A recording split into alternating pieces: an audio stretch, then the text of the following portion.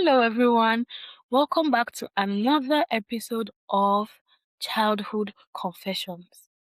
Now, if you've not listened to episode 4, what are you doing here? Hmm?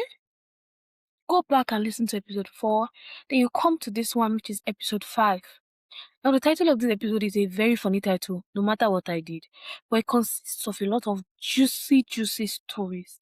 And these juicy stories are from primary school.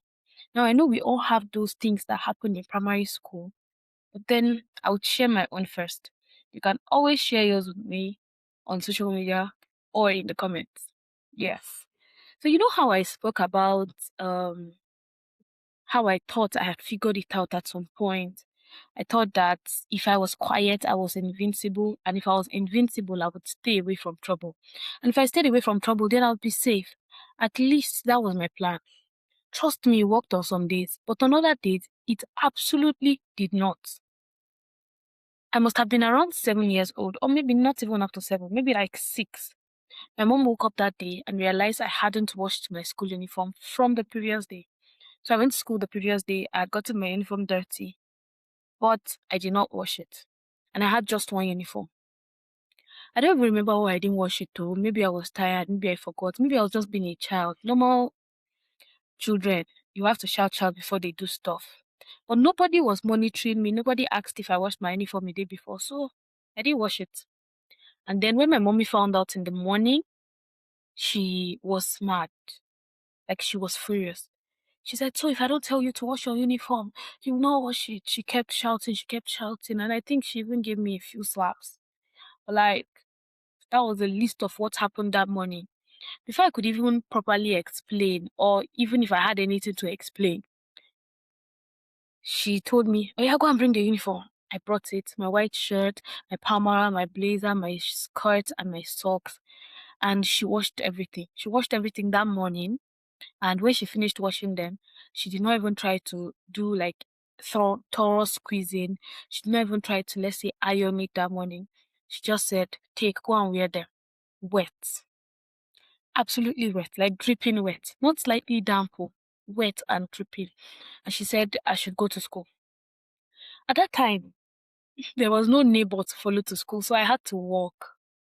And I would usually walk to the junction. And when I get to the junction, I would stand very tiny and very small, and then I'll try to stop a bus. And when I stop the bus, I'll sit on the engine and get to the junction to my school. And it was really far from my house. It was not even a close distance at all.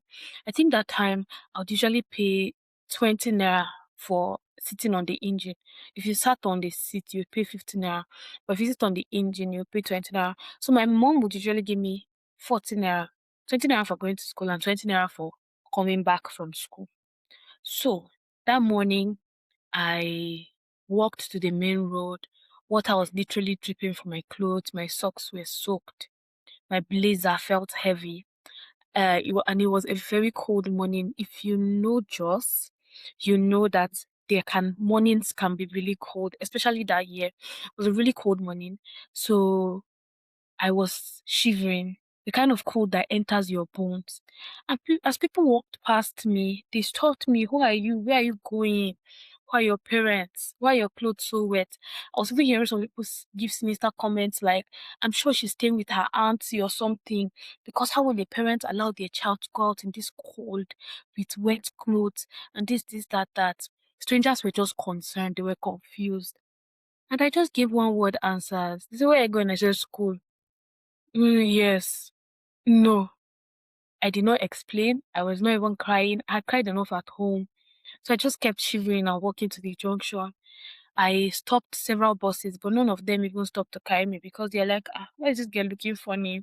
Why is she stopping a bus when she's so small, she's so little? The bus that finally stopped to carry me, I got in and the questions continued. Passengers in the car, the conductor, passengers there asking me, did someone pour water on you? Did you fall inside gutter? Where's your mother? Everyone was just concerned, but I stayed quiet. I'm sure some people thought that maybe something is wrong with this girl. So somewhere in my mind, I had already learned that explaining doesn't always make things better. So when I finally got to the junction that would lead to my school, that was like the worst part. because the walk from the junction to my school to the school gate felt like a walk of shame. There were a lot of children on that street because there was another school on that street. My shoes were making sounds with every step. You know how when there's water inside your shoe, and then you walk, it makes this funny sound, and then it kept making that sound, and my skirts were clung to my legs. Water was still dripping. I was late to school.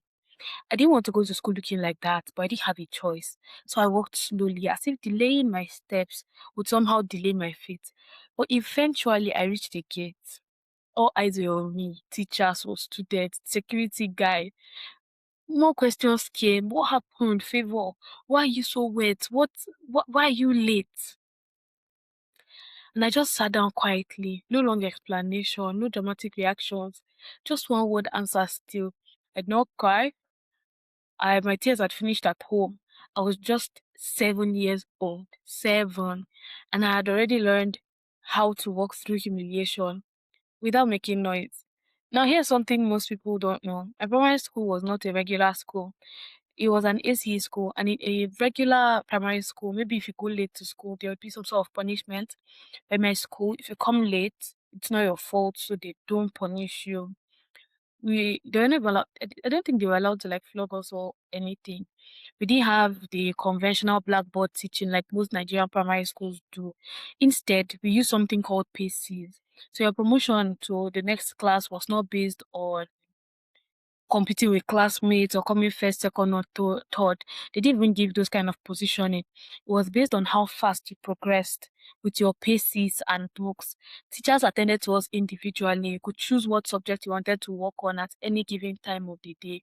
We were basically independent. You had your locker and it was like an office. So we called it our office and all of that. It was just a very different method. So at the end of every term, instead of rankings, the teachers will write detailed paragraphs about what they observed about you throughout the term. So this particular term, my report card said something along these lines. It said something like, Favor is a very bright student. She's doing very well with her paces and is progressing at a good speed. Now I'm paraphrasing. However, she does not have enough textbooks.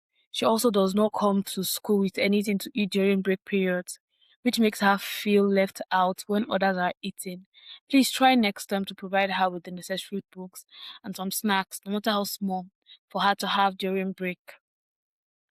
I remember that my teacher noticed, even when I didn't say anything.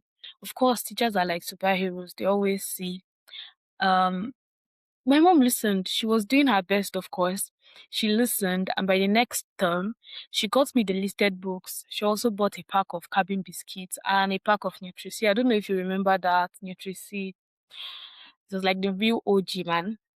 The Nutri-C sachet, like one sachet, would be used 3 times. So it should pour a little into one big bottle of water and save the rest for the next 2 days. So most days, the juice barely had taste. It was more like colored water than actual juice. And I would get 5 pieces of cabin biscuit every day. But I was excited because at least now I had something. It felt like an upgrade. It felt like progress. But even with that, nothing really changed socially. Everyone already knew not to associate with me. I was the quiet one, the scholarship girl, the one who didn't talk, the one who didn't fully belong. So I still sat alone during break. I still ate my 5 biscuits quietly.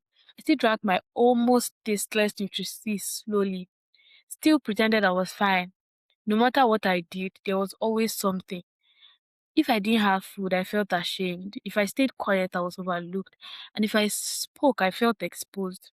Looking back now, I see the pattern. I kept adjusting, trying to fix what I thought was the problem. Maybe I need more books. Maybe I need snacks. Maybe I need to talk less. Maybe I need to try harder.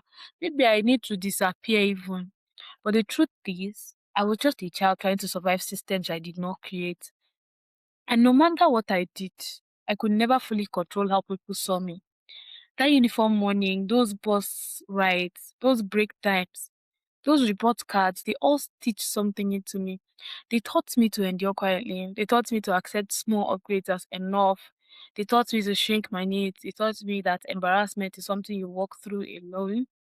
and that silence is safer than explanation. But here's what I understand now. Silence did not save me. It just made me easier to ignore and sometimes easier to hurt.